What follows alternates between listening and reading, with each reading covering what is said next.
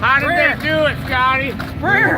I got down there and I go, how the hell I turn this thing around? It keeps going, I'm going, I got no brakes, I got nothing. Right, your brake man wasn't on. Like, how did they do it, right? Yeah. Hey, try that at 70. Try it at 90. I got it sprocket slow. It takes off, it's smooth though. Oh, yeah. It'll really go. I mean, we run them at 90 miles an hour, but you don't need that out here, so I put a big sprocket on the back for you. You're on. We'll ride it? Yeah. Come on now, that's what I'm saying. That is what I'm saying. Yeah. So, all you gotta do is twist Probably this back. right here I can get turned around. After Yeah, I get going. twist this back like a flop. I know. I turned it up here. But I turned it up here, but Okay, you gotta get used to it. turn the gas this way. Yeah, this is the gas. That's your compressor release. Yep. Release that once I get you going. Ready? Yep. Here we go. You can jump it anytime you want.